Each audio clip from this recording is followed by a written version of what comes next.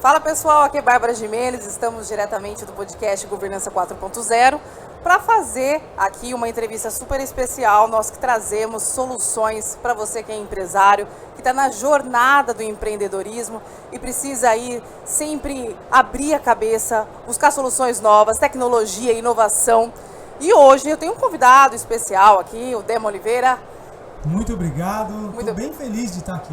Muito bom estar aqui com você.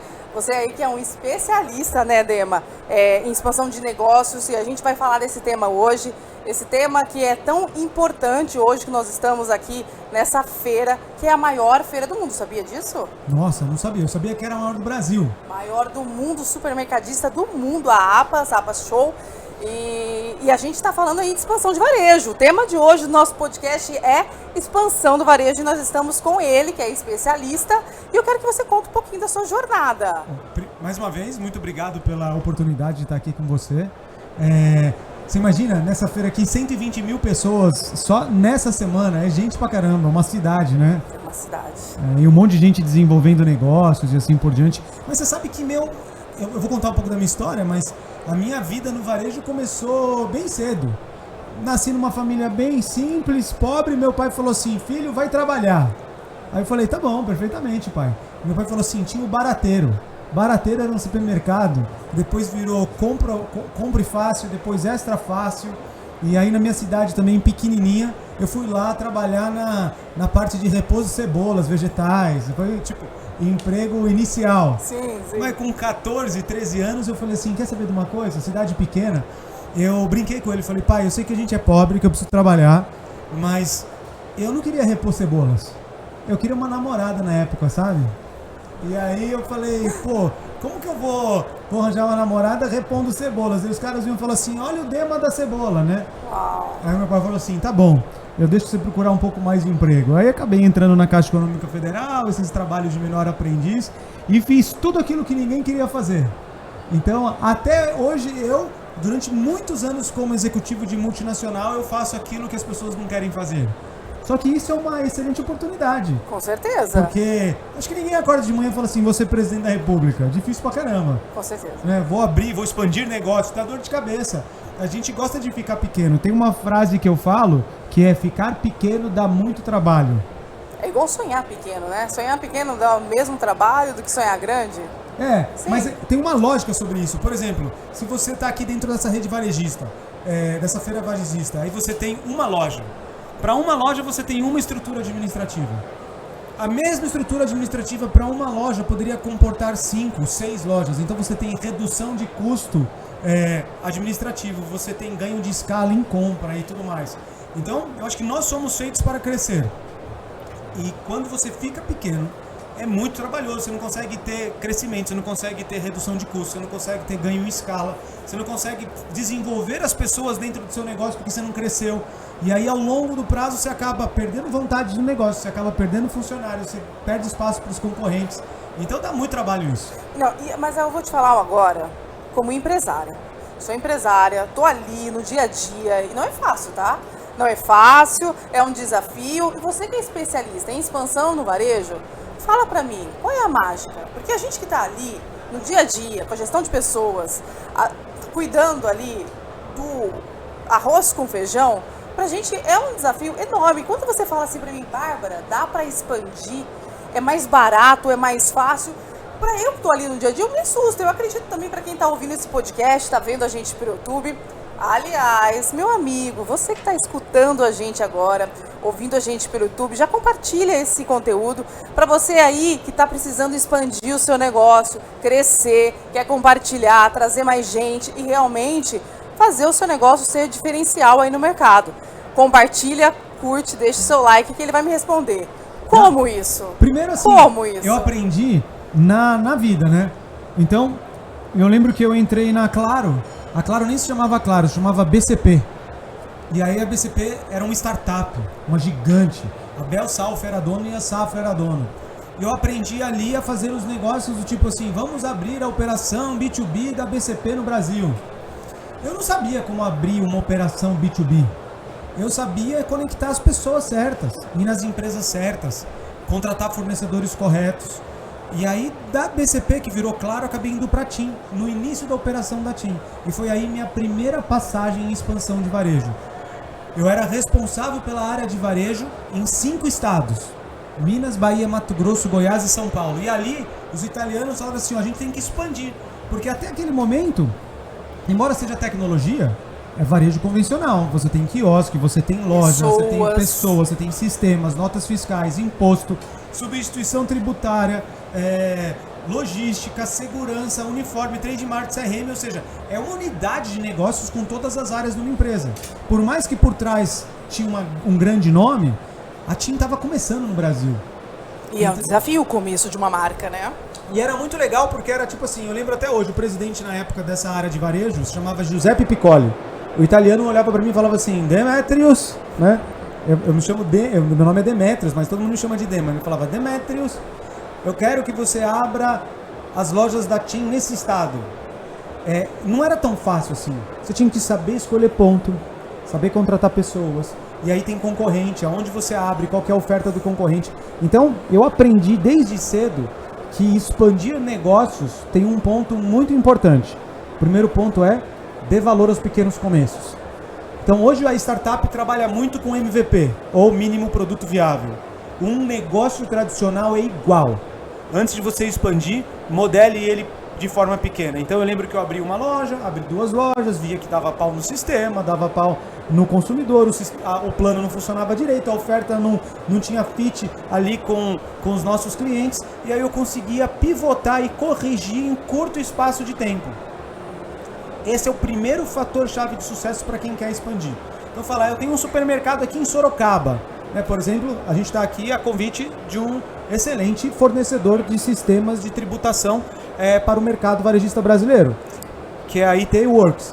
E a IT Works, ela muitas vezes pega clientes pequenos ou médios. Tem muito varejista que está selecionado em um determinado tipo de região. E aí ele já funciona muito bem lá. Então ele já tem praticamente toda a modelagem pronta. Por que eu estou falando isso? Porque o começo é muito importante. A segunda coisa é, para você expandir, o que eu percebi lá na TIM, e eu vou conectar com a Samsung, eu percebi que se você olhar todos os negócios como franquia, sem ser franquia, você tem uma possibilidade muito grande de expandir. Sabe quando o empresário chega e fala assim, pô, eu tô crescendo, eu tô vendendo, mas tá meio bagunçado ainda os clientes, o cadastro, tá ainda bagunçado os fornecedores. Quando você se predispõe a corrigir os processos, é o segundo fator-chave de sucesso para quem quer expandir qualquer coisa, desde uma pastelaria, uma loja de bebê, a lojas de celular no Brasil inteiro. E aí o empresário tem que começar a buscar sistemas corretos, buscar pessoas corretas, padronizar. E hoje, a gente estava conversando aqui antes do podcast, que você tem muitos negócios aí na área de startup, fundo e tudo mais. Você sabe que a tecnologia está muito simples, está ali, você precisa, eu quero organizar, Trello. Exato. Eu quero criar grupos de conversa, WhatsApp. Exato. Né? Eu preciso de um RP, não é mais R$1 milhão um RP. Exatamente. Você tem de graça pelo Sebrae. Exato. Então tem diversas outras coisas, ou seja, você não organiza se você não quer. E eu acho que é muito difícil a gente começar a trazer essa consciência para o empresário. Porque eu vejo assim nas conversas que tem, a gente vem nas feiras, conversa com o empresário, às vezes é um tabu para ele começar a trazer processos que vão facilitar o dia a dia dele para ele poder expandir.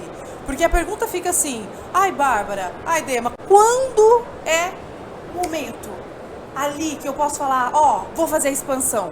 Quando é esse momento? Tá, mas se você não tiver o mínimo de processo, não tem como falar de expansão. Não. Assim, essa pergunta que você fez é ótima. Primeiro, quando você expandir, todo mundo quer expandir. Você pode perguntar assim, por exemplo, de vez em quando eu pego no meu Instagram uma pessoa assim, Dema, eu vendo Inodê na porta de casa. Uhum. Que legal. E aí eu recebi uma mulher muito audaciosa. Ela falou assim, eu vendo Inodê para toda a minha região, interior do Nordeste. Eu tô a fim de vender para fora do Brasil. Aí eu falei, nossa, você... Mas eu falei assim para você, eu falei assim para ela, eu quero fazer algumas perguntas. Primeiro, você está recebendo solicitações de fora do Brasil ou não? Que eu vi que teu Instagram é redondinho.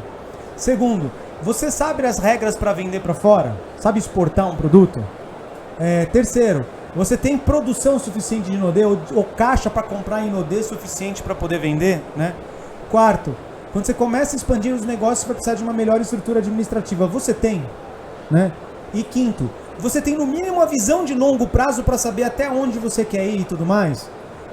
Quando ele responde essas perguntas, funciona desde uma vendedora de Inodê até uma multinacional, você consegue saber se você está pronto para expandir ou não. Você não precisa ter todas as respostas, mas tem no mínimo saber o que você tem que fazer. É fazer o arroz com feijão. Sim. O arroz com feijão que é a gestão.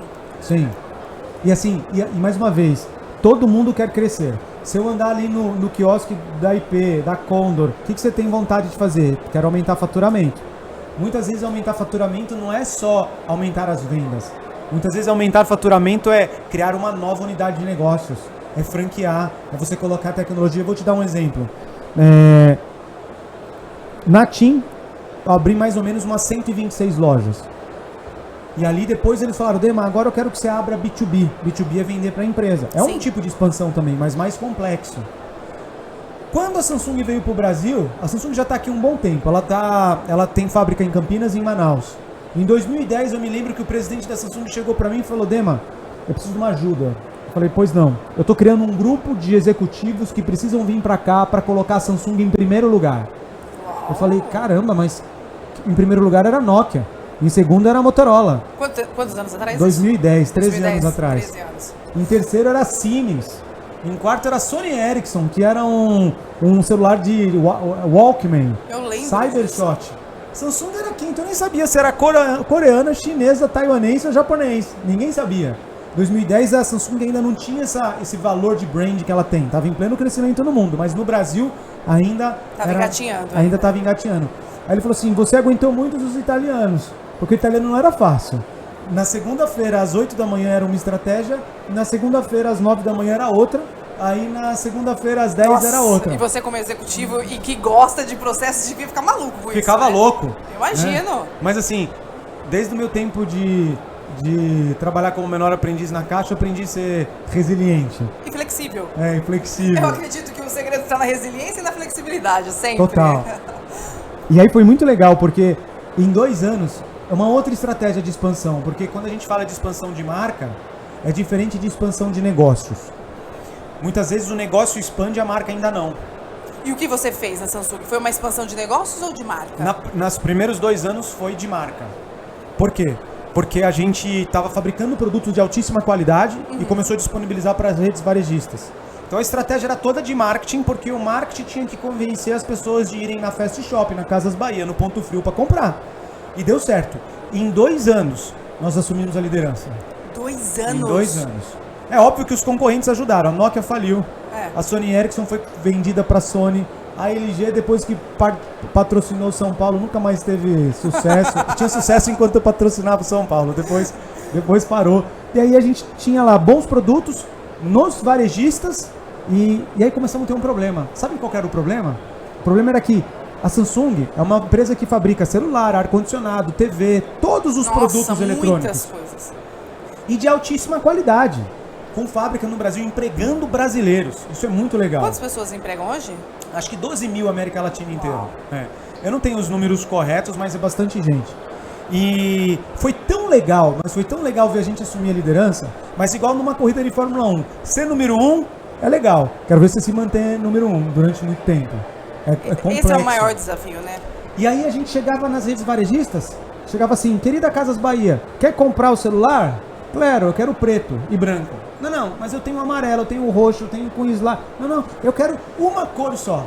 A gente começou a ter o seguinte problema. Para expandir os nossos negócios no Brasil, estou dando exemplo de celular. Tá.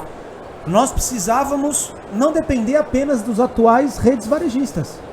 Por quê? Porque as atuais redes varejistas, elas têm que comprar de todas as marcas. Então ela já tinha muitos SKUs, né? Quem está nos ouvindo sabe o que é SKU. E é bem provável que a gente chegava lá para apresentar um super produto de cor diferente, cor que tinha a ver com a nossa persona, e os caras falavam, olha, eu já comprei o preto, esse rosa não tô afim. E aí nós tivemos uma estratégia internacional de abrir lojas Samsung, a Samsung pro varejo, no mundo lojas inteiro. próprias. Aí vou explicar o modelo. Aí eu lembro que o presidente chegou para mim e falou assim, Dema, você que já expandiu, me ajudou aqui junto com esse time a expandir a marca, assumimos a liderança, agora eu preciso de uma ajuda sua. Eu falei, qual? eu preciso que você abra lojas Samsung no Brasil. Eu falei, tá bom. Abri loja, já tinha aberto na TIM, 100 lojas em 5 anos. Falei, o que é abrir loja Samsung? Aí ele chegou pra mim em maio e falou assim, mas são 300 lojas em um ano. Eu falei, você tá louco. Já deu a meta, já deu o número. Eu falei, você tá louco. Ter celular? Aí vou explicar. Aí eu falei, não, abrir... Eu lembro que eu tinha reformado o banheiro de casa, demorou 3 meses para reformar o banheiro de casa. Você imagina abrir 300 lojas em um ano sendo mês de maio. Aí eu falei, cara, eu tive uma atitude bem louvável naquela hora. Eu fui atualizar meu LinkedIn e fui procurar outro emprego, porque é impossível abrir 300 lojas em um ano. Eu entrei no Google e escrevi assim, maior recorde de abertura de lojas de varejo do Brasil. Deu Havaianas, 500 lojas, mas num período maior do que esse, bem maior. Sim. E a gente tá falando ali de 2012. E a complexidade do produto também é bem diferente, né? A luz vinha da China, porque não era fabricada no Brasil, a mesa era de Korean, então, e assim, a gente não tá falando apenas, a gente tá falando de uma indústria enorme, número 1 do mundo até hoje, a maior indústria de eletrônicos do mundo, indo pro varejo. Então antes eu entregava caminhões de celulares e produtos na Casas Bahia, agora eu ia pegar uma caixinha de um celular, sair lá da fábrica, toque, Shopping Aricanduva, Shopping Center Norte, com licença, eu vim entregar aqui um produto para ser revendido. Nossa. Então era mudança de SAP, mudança de cultura, mudança de tudo. Criou uma estrutura nova do zero. Era eu, Deus e o estagiário. Meu Deus. Eu lembro até hoje, quando eu fui contratar, eu falei pro presidente, falei assim, deixa eu contratar alguém? Ele falou assim, deixa um estagiário. Eu falei, você tá de brincadeira? Não, um estagiário. O presidente voltou para a Coreia nessa época. Aí eu falei, cara, tá bom, como que eu vou selecionar o estagiário? Era muito engraçado. Eu chamava para os estagiários, não dava para perguntar para ele assim, você tem experiência em ERP? Você tem experiência com logística? Você tem experiência em contratar, em demitir? Você tem experiência em venda de produtos para o varejo?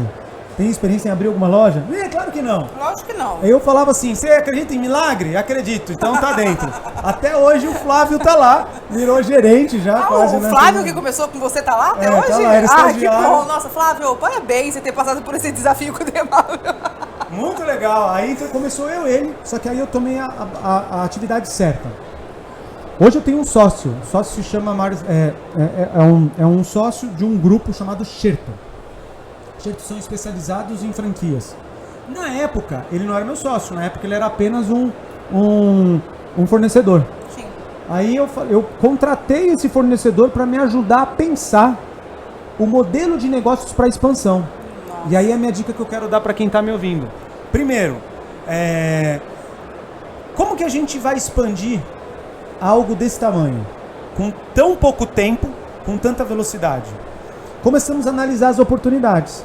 Qual que era o primeiro modelo? Você mesmo falou, loja própria? É difícil. Eu teria que contratar gestores de varejo, gerentes de loja, vendedores. Eu nunca fui varejista.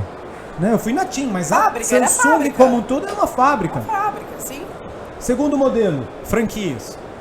Terceiro modelo, os parceiros comerciais, quase um licenciamento. Né? E aí eu contratei a Sherto e falei, Sherto, eu não tenho tempo, eu gostaria que você analisasse junto comigo qual é o melhor modelo de expansão dessas lojas. E a gente acabou decidindo em conjunto de abrir como se fosse franquia, mas não é franquia.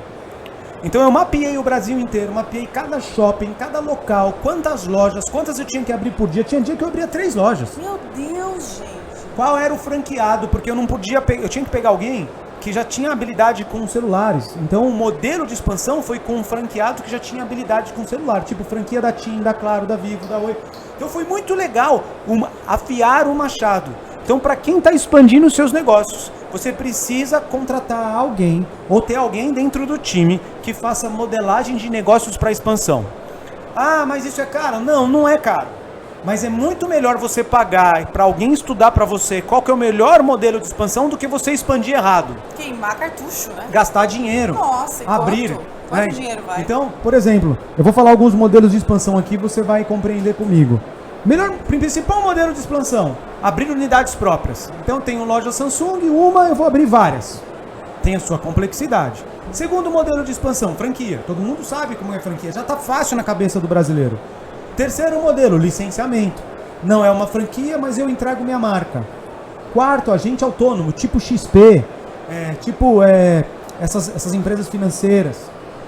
Quinto modelo de expansão, tecnológico. Exemplo, Invisalign. Invisalign está lá na Costa Rica, é totalmente tecnológico e não tem um lugar. Ele vende para todas as clínicas de ortodontia. Né? Então ele se expandiu tecnológico. Sexta forma, startups. O Uber não tem um táxi, mas tem a maior frota de transporte coletivo do mundo. O Airbnb não tem um hotel e vale mais do que o Hilton, que tem 2.000 hotéis físicos. Tecnologia é um negócio fantástico. Outra forma, eu tenho uma revenda de carro aqui numa cidade X, eu vou para outra. Lá tem o concorrente, compra o concorrente. É outra forma de você expandir. Então tem várias formas de expandir. Então cada negócio tem um modelo diferente. Eu vou dar um exemplo. Eu peguei um cliente que falou assim, Dema, me ajuda. Eu falei, ajudo. Eu tenho uma revenda de ovos. Eu falei, legal. Como faz para eu crescer? Aí eu fiz algumas perguntas. Eu falei, você tem galinha suficiente para botar ovo para poder... Para dobrar a produção? Para dobrar a produção? Eu tenho. As galinhas aqui, os ovos estão caindo para... legal. Segundo, qual que é a validade do ovo? Porque uma coisa é você vender no estado de São Paulo, outra coisa é você vender para o estado do Mato Grosso. Será que o ovo não quebra se sair daqui até lá? Né? Terceiro, será que faz sentido você abrir unidade própria? Não vale a pena você abrir lá uma granja lá, que atenda o mercado de lá, e você diminuir o tamanho dessa aqui? Então todas essas respostas, quem faz são modelagens de negócios para expansão, que hoje eu faço muito. E aí na Samsung, o legal foi que, passado lá esse tempo, a gente abriu muito mais que 300. Entre lojas Samsung... Em um ano você bateu a meta. Entre loja Samsung e loja dentro de loja, que é o chamado Store in Store. Então vamos imaginar que você está no supermercado e ali tem uma lojinha do IP. Sim. Aquilo é uma Store in Store. Nós abrimos acho que umas 400. Eu viajei o mundo inteiro, explicando para Dubai, Londres. Eu lembro que eu fui para Coreia, fui para Texas, Nova York. Fui explicar para o mundo como expande varejo de alta tecnologia em alta velocidade. Porque não foi a Samsung que investiu. É lógico, investiu em marca, em produto, em processos e tal. Mas esse parceiro comercial investiu junto com a Samsung. Então hoje nós temos vários parceiros comerciais espalhados no Brasil inteiro. Essas lojas são lindas. Lindas, conheço a loja. São lojas bonitas que agora eu consigo colocar todos os meus produtos coloridos. Agora eu consigo colocar todo o produto que talvez o varejo não queira trabalhar. Exatamente, você não fica mais preso a um produto só, né? Eu expandi dessa forma. Sim. Foi muito dolorido, mas foi o maior gol que eu tive na minha carreira. Até então. Uma vez feito isso, hoje, sem sombra de dúvidas, eu acho que de empregos diretos e indiretos, mais de 5.000 pessoas. Isso é muito satisfatório, muito, né? Muito satisfatório. E aí disso, a Samsung falou, Dema, você é bom de expandir negócios. Me ajuda com o mercado de tablets? Só tem iPad. Eu falo, tá bom, ajudo. Cara, Deus foi tão bom assim. Eu fui lá, falei, tá bom, mas uma coisa é vender, fazer loja. Gerir loja, dia a dia de loja, os varejistas abrir loja, fechar loja, administrar estoque, é uma delícia. Mas aí vender tablet do mercado que a Samsung mal existia, aí hoje nós somos líderes de mercado. Líderes de mercado? Em quanto tempo vocês conseguiram a liderança? Uns 3 anos. 3 anos? 3 anos. Estão se mantendo na liderança? Estamos. Uau! Mas aí foi outro. E vocês conseguiram, uma curiosidade, vocês fizeram a expansão dos tablets acoplada com o do celular, usando os pontos de vendas que vocês já tinham abertos? Também. Porque conversa, né? O celular olha com como o tablet é importante conversa. a modelagem de negócio. Você falou um negócio legal. Quando eu abri as lojas Samsung, eu não coloquei TV nem geladeira. Porque não faz sentido, né? Não, teria que ter uma loja muito grande. Sim, uma coisa é a Samsung pagar aluguel, outra coisa é um parceiro pagar aluguel. Sim. Então se eu coloco uma loja muito grande, ele quebra. O varejo normal, se ele baixar o preço da TV, o que o cara vai fazer com o estoque lá? E tem engenharia reversa, por exemplo. Compra uma geladeira, não coube no elevador. Tem que voltar com a geladeira. Então o cara tem que ter engenheiro, tem que ter caminhão. Então eu falei, eu vou fazer algo que é tudo aquilo que a pessoa consegue carregar. Tablets, celular, relógio inteligente, caixinha de som, acessórios. Então é um grande volume de vendas, mas aquilo que ele não consegue carregar, ele compra através da omnicanalidade. Vai lá no painel digital, eu quero essa TV, eu quero esse produto, e a gente entrega na casa da pessoa através do Samsung.com, que é a nossa... Então a loja está conectada com o nosso site, então o cliente nunca fica sem um produto. Mesmo que ele esteja procurando uma coisa, ele tem ali as outras opções também. Mas para expandir no varejo, foi necessário pensar em quais os produtos que eu ia vender. E sabe, um insight assim, que ficou da sua conversa aqui, que por aí eu que sou empresária, eu tô na linha de guerra, né, que eu falo para os meus queridos ouvintes, sempre procurar pessoas que já fizeram isso. Sim, com certeza. Não adianta a gente tentar criar a roda novamente. Tem pessoas que estão no mercado que já têm sucesso. Não adianta a gente querer fazer do zero, enfrentar, colocar o nosso dinheiro em risco. Se tem pessoas já fazendo expansão de varejos, estão buscando já a solução, você não precisa queimar cartucho. E isso acaba deixando empresas muito volúveis. Sim, né? Concordo. Bom ponto. E você sabe que, por exemplo, nesses anos de varejo, né, eu acabei desenvolvendo o meu lado empreendedor. Porque eu vou dizer aqui, ó. Você é um empreendedor. Você não deixa de ser um empreendedor, Sim. Mesmo você trabalhando como executivo. Eu era um intraempreendedor. Intraempreendedor. Você é um intraempreendedor, exatamente. E aí, alguns anos atrás, eu casei com uma médica. Aí eu, muito orgulhoso, cheguei e falei assim pra minha esposa: olha, é o seguinte, está comigo, eu entendo tudo de expandir negócios. Vamos abrir uma clínica, né? E aí eu abri uma clínica aqui na Vila Mariana. Talvez seja a maior clínica de pediatria que a gente tem em particular no Brasil. Tem mais de 90 pediatras. Uau, que legal! Porque aí eu fiz um crescimento vertical. Então eu não fiz nenhum crescimento horizontal. Eu coloquei todas as especialidades. Endopediatra, fisiopediatra e tal. Só que aí eu percebi que é muito mais difícil você ser empreendedor do que você ser presidente de multinacional.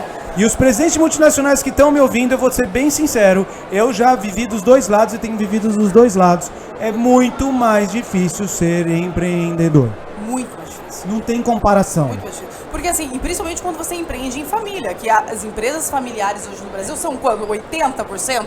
90% são empresas familiares? E aí, você nunca para de trabalhar, porque você está trabalhando no sábado, você trabalha no domingo, você trabalha no feriado, você chega em casa para jantar, você está falando de trabalho. É verdade. Eu queria desistir muito, mas aí o mosquitinho do empreendedorismo me mordeu. Eu falei, cara, esse negócio é legal demais, adoro sofrer, muito bom, vou avançar. E aí disso eu acabei investindo em startups, disso eu abri uma empresa de consultoria, já em parceria com a Xerto, que foi o cara que me ajudou anos atrás. Acabou virando super parceiro. Viramos super parceiros e hoje eu tô num processo, para falar a verdade, de conselho. Então, por exemplo, a empresa na qual a gente está falando aqui, sou um dos conselheiros da empresa. Isso me ajuda porque me dá uma visão enorme. Quando você senta em cadeira de conselho, você fala assim, cara, eu já vivi tudo isso. Sim. E agora eu tô abençoando vidas porque eu tô ajudando eles a crescerem e expandirem. Isso vale o outro podcast, hein? Vale. A importância de governança, né? Conselhos, muito bom. Eu falo muito isso no podcast. A governança corporativa, conselhos, não é só para grandes multinacionais, grandes companhias. Claro que você que é pequeno, você já tem conselheiros e você nem sabe. Às vezes ali é sua tia, seu primo ali que está com você no dia a dia, mas o que nós sempre trazemos atenção é um conselho profissional, às vezes um conselho consultivo. Eu também sou conselheira de muito algumas bom. Empresas, conselheira você consultiva. Você ganha, você ajuda, mas você abençoa demais. Demais. Aliás, eu gostaria até de agradecer, né, novamente a It Works, né, com o imposto certo, que trouxe a gente aqui para a APAS. Nós estamos aqui nessa feira sensacional, que vai passar 120 mil pessoas por dia aqui. Né? Então, assim, vamos falar muito de negócio. Amanhã você vai estar aqui comigo, vai trazer muitos convidados. Vou trazer um monte de gente do meu tempo de varejo. Isso aí, adoro. E vai ser muito interessante para você que está assistindo a gente aqui. Nosso querido amigo aqui vai trazer convidados fantásticos para a gente bater um papo. Legal. Quero agradecer. Muito obrigado. A sua presença aqui. Muito bom. Vamos fazer bastante podcasts para ajudar esse empresário aí que está ali na luta, ralando no dia a dia. E qualquer pessoa que quer expandir seus negócios, eu faço questão de responder um a um. Entra lá no meu Instagram, que é Dema Oliveira Oficial. Coloca assim, Dema, eu tenho tal ideia, quero expandir meu negócio. Como faz? Eu respondo um a um, não importa o seu tamanho, porque é uma forma de eu retribuir aquilo que eu já consegui e aquilo que eu já recebi. Então, pode entrar lá e me mandar no direct. Dema, ouvi o bate-papo no podcast, etc. Tô com essa dúvida, manda lá pra mim que eu respondo todos. Sensacional. Muito obrigada. Obrigado você, foi ótimo. Foi ótimo, adorei. Nós temos muitos assuntos para tratar aqui, hein? Tá bom. Gente, foi sensacional, né? O Dema querido ajudou a gente a falar sobre expansão do varejo. Quero agradecer aqui você que me ouviu, você que está me vendo pelo YouTube. Segue as nossas redes sociais. Vou deixar também as redes sociais do Dema aqui nos comentários abaixo. E semana que vem tem mais podcast Governança Corporativa e nós vamos falar sempre de negócios, expansão, tecnologia, inovação, para a gente crescer e contribuir sempre. Obrigada e até mais. Até mais.